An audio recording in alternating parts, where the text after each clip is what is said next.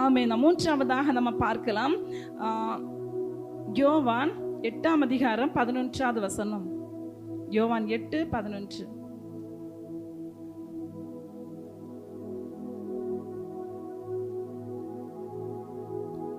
அதற்கு அவள், இல்லை ஆண்டவரே என்றாள். இயேசு அவளை நோக்கி, நானும் உன்னை ஆக்கினைக்குள்ளாக தீர்க்கிறதில்லை, நீ போ, இனி பாவம் செய்யாதே என்றார். ஹல்லேலூயா, ஹல்லேலூயா.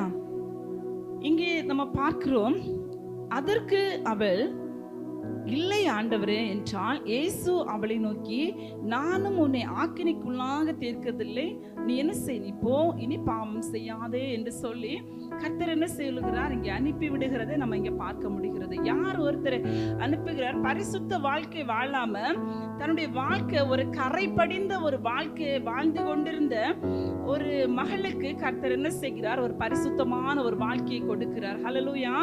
அவருடைய வாழ்க்கை பார்க்கிற பொழுது பரிசுத்தம் இல்லாததாக இருந்தது. எல்லாரும் என்ன செய்கிறாங்க? அவளை ஆண்டவராய் இயேசு கிறிஸ்துவிடத்தில் கொண்டு வந்து அவளை என்ன செய்கிறாங்க? குற்றப்படுத்துகிறார்கள். அவளிடத்தில் என்ன செய்கிறாங்க? ஆண்டவரிடத்தில் அவளை குறை கூறுகிறார்கள். இவள் எப்படிப்பட்டவள்? பரிசுத்தம் இல்லாதவள் என்று சொல்லி அவள் மேல் என்ன சொல்லுகிறார்கள்? எல்லாரும் அவளை குற்றப்படுத்துகிறதை நம்ம இங்கே பார்க்க முடியும். ஆனா நம்ம மேல நம்ம பார்க்கிற பொழுது ஆண்டவர் என்ன சொல்லுகிறார்?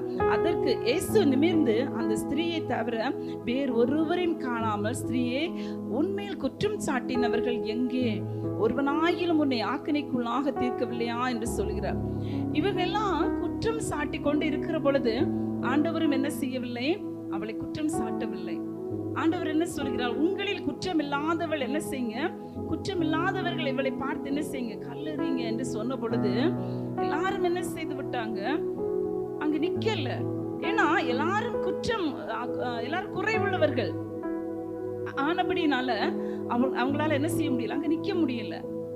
இப்போ ஆண்டவர் நிமிர்ந்து பார்க்கிற பொழுது அங்க அவளையும் ஆண்டவராய் இயேசு கிறிஸ்துவையும் தவிர அங்க யாரு இல்ல? வேற எந்த ஒரு மனுஷனும் இல்லை. ஹல்லேலூயா. வேற எந்த ஒரு மனுஷனும் இல்லாத பொழுது ஆண்டவர் அவளை பார்த்து கூறுகிற ஒரு வார்த்தை தான், நீ போ, என்ன செய்யாத, இனி பாவம் செய்யாதே என்று சொல்லி கர்த்தர் அனுப்புகிறார். ஹல்லேலூயா. காலை வேளையிலும் கூட கர்த்தர் நம்மளை பார்த்து சொல்லுகிற ஒரு வார்த்தையும் அதுதான். அவள் அன்றைக்கு சரீரத்தில் எப்படிப்பட்டவளா இருந்தால்? பரிசுத்தம் இல்லாதவளாக இருந்தாள். இன்னைக்கு நாம் எப்படி இருக்கிறோம்? நாம் நம்முடைய பரிசுத்த வாழ்க்கையில உண்மை உள்ளவர்களாக நாம் இருக்கிறோமா? நம்முடைய கண்கள் பரிசுத்தம் உள்ளதாக இருக்கிறதா? நம்முடைய வாய்கள் பரிசுத்தம் உள்ளதாக இருக்கிறதா? நம்முடைய இருதயத்தின் நினைவுகள் பரிசுத்தம் உள்ளதாக காணப்படுகிறதா? நம்முடைய கைகள் எப்படி இருக்கிறது? பரிசுத்தம் உள்ளதாக இருக்கிறதா? ஒருவேளை இதுவரைக்கும் பரிசுத்தம் இல்லாமல் இருக்கும் என்றால் இந்த காலை வேளையில் என்ன செய்யுங்க? கர்த்தரிடத்தில் உங்களை ஒப்புக்கொடுங்க. ஹல்லேலூயா. அவர் நம்மளை காண்கிற தேவனா இருக்கிறார். ஹல்லேலூயா. அவர் பரிசுத்தம் உள்ளவராக இருக்கிறார். ஹல்லேலூயா. அவரை ஆராதிக்கிற நீங்களும் நானும் எப்படிப்பட்டவர்களா இருக்க வேண்டும் என்று அவர் விரும்புகிறார்? பரிசுத்தம் உள்ளவர்களாக இருக்க வேண்டும் என்று சொல்லி அவர் விரும்புகிறார். ஹல்லேலூயா. நம்ம அநேக நேரங்களில நம்ம ஜெபிக்கிறதுண்டு. நம்முடைய குடும்பத்துக்காக, நம்முடைய பிள்ளைகளுக்காக, நம்முடைய தேசத்துக்காக நம்ம என்ன செய்வோம்? ஜெபிக்கிறதுண்டு. ஆனா நமக்குள்ள என்ன இருக்கும்? ஏதோ ஒரு மூலையில என்ன இருக்கும்? ஒரு பொறாமை இருக்கும். நமக்குள்ள மற்றவர்களை பார்த்து என்ன இருக்கும்? ஒரு கசப்பு இருக்கும். நம்முடைய சகோதரங்களை குறித்த எப்படி இருக்கும்? ஒரு வைராக்கியம் இருக்கும், ஒரு பகை இருக்கும். இப்படிப்பட்ட இந்த மாம்சத்தின் கிரியைகளை உடையவர்களாக இருந்து நம்ம ஆண்டவரிடத்துல என்ன செய்ய முடியாது? நெருங்க முடியாது. ஆண்டவரிடத்துல நம்ம ஜெபிக்கிற ஜெபங்களுக்கு கர்த்தர் நமக்கு என்ன செய்ய முடியாது? பதில் தர முடியாது. பதில நாம பெற்றுக்கொள்ளவும் முடியாது.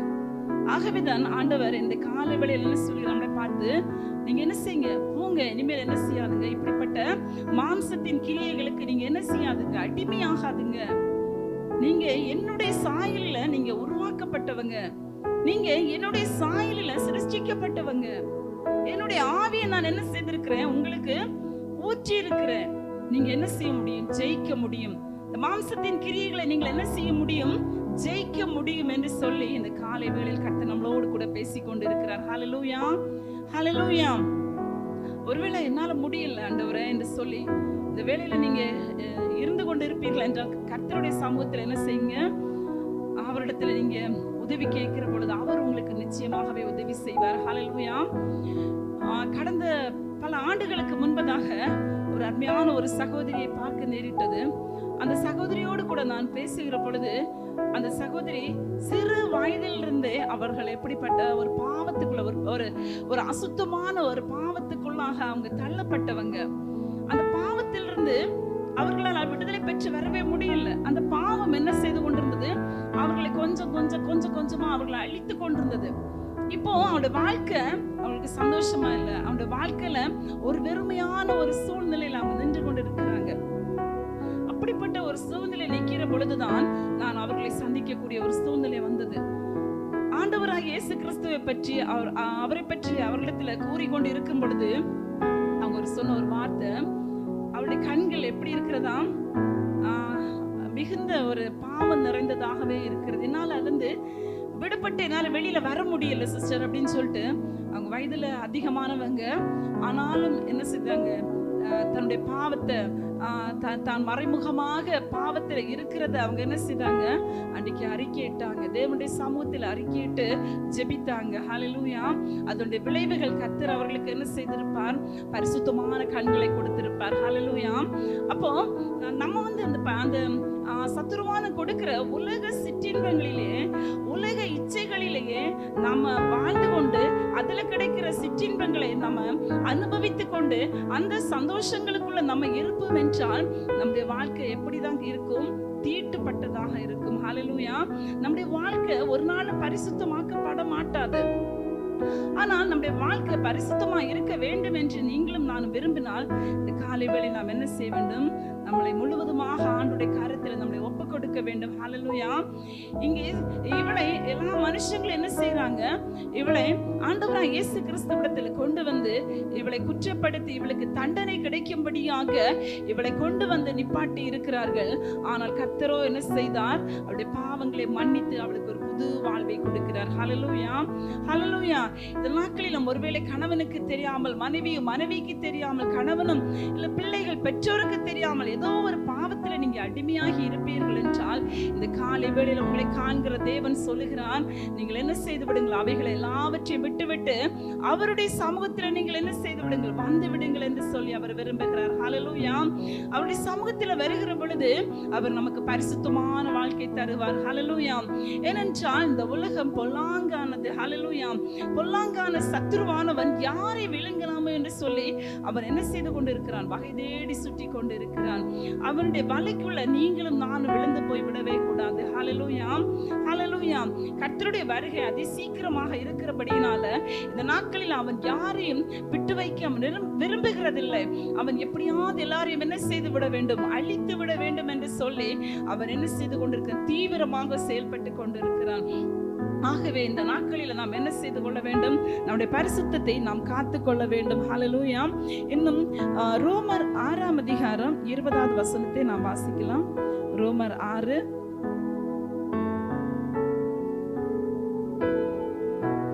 பாவத்திற்கு நீங்கள் அடிமைகளாயிருந்த காலத்தில் நீதிக்கு நீங்கினவர்களாயிருந்தீர்கள். ஆமென். ஹல்லேலூயா. பாவத்துக்கு நீங்கள் அடிமைகளா இருந்த காலத்தில் நீதிக்கு நீங்கினவர்களா இருந்தீங்க. ஹல்லேலூயா. ஒரு காலத்துல நம்ம பாவத்துல இருந்தபடினால நம்மளால என்ன செய்ய முடியல? நீதியா நியாயமா நம்மளால என்ன செய்ய முடியல? நடக்க முடியல. ஆனா இந்த நாட்களில நாம் என்ன செய்ய வேண்டும்? நாம் பரிசுத்தமாக்கப்பட்டு இருக்கிறோம். கர்த்தருடைய இரத்தத்தினால நம்ம எல்லாரும் பாவத்திலிருந்து விடுதலை ஆக்கப்பட்டு அவருடைய சாயல் அவருடைய பிள்ளைகளாக நம்ம இருக்கிற நாம் இன்றைக்கு இந்த உலகத்தில் நீதியான காரியங்களை செய்ய வேண்டும் என்று கர்த்தர் விரும்புகிறார். ஹல்லேலூயா. ஹல்லேலூயா. நீதியான காரியங்களை நாம் செய்ய வேண்டும் என்று சொன்னால் முதலாவதாக நாம் என்ன செய்து கொள்ள வேண்டும்?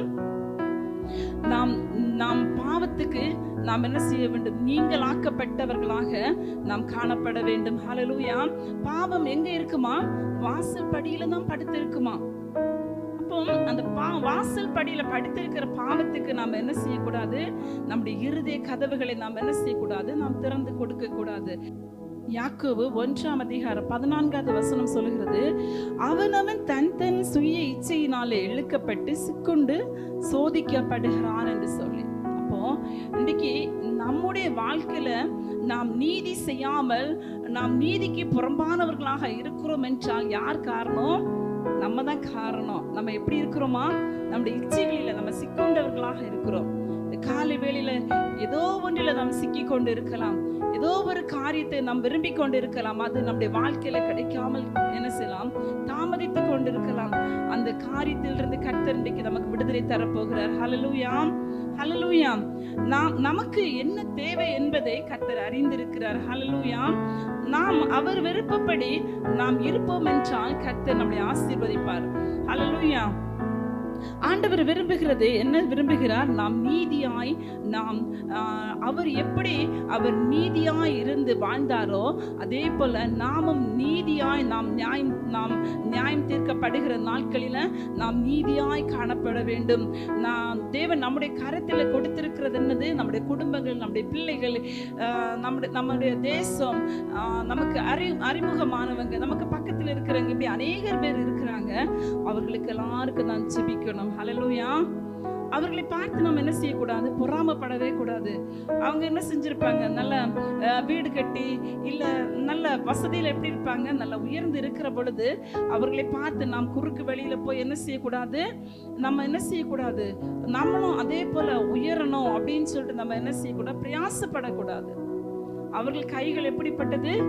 அழுக்கு கரை பிடித்த கைகள். நம்முடைய கைகள் என்ன செய்யக்கூடாது? அப்படி இருக்கக்கூடாது. நம்ம ஆராதிக்கிற பிள்ளைகள் ஒவ்வொருவரையும் கர்த்தர் விரும்புகிறது பரிசுத்தமானவர்களாக கர்த்தர் வாழ வேண்டும் என்று சொல்லி விரும்புகிறார். ஹல்லேலூயா, ஹல்லேலூயா. அந்த லாசரு என்று சொல்லக்கூடிய மனுஷன் உலக ரீதியாக அவர் என்ன செய்து விட்டார்? மரித்து விட்டார். மரித்து போட்ட சரீரத்தை என்ன செய்ய மாட்டாங்க? வைத்திருக்க மாட்டாங்க. அதை எப்போ என்ன செய்வாங்க? அகற்றி விடணும் அப்படின்னு சொல்லிட்டு என்ன செய்வாங்க? எல்லாருமே எதிர்பார்ப்பாங்க. அப்படி வெளியில வர முடியாதபடிக்கு இவனுடைய கைகள், இவனுடைய கால்கள் எல்லாம் கட்டப்பட்ட ஒரு நிலைமையில இவனை என்ன செய்திருக்கிறாங்க? இவனை அடக்கம் பண்ணி வைத்திருக்கிறாங்க. ஆனா அடக்கம் பண்ணி வைத்திருக்கிற அந்த மனுஷனை பார்த்து ஆண்டவர் கூறுகிறார், என்ன செய், நீ வெளியே வா என்று சொல்லி உரத்த சத்தமா என்ன செய்கிறார்? ஆண்டவர் அவனை கூப்பிடுகிறார். லாசருவே வெளியே வா என்று ஆண்டவர் உரத்த சத்தமாய் கூப்பிட்ட பொழுது அந்த லாசர் என்ன செய்தான்? வெளியே வந்தான்.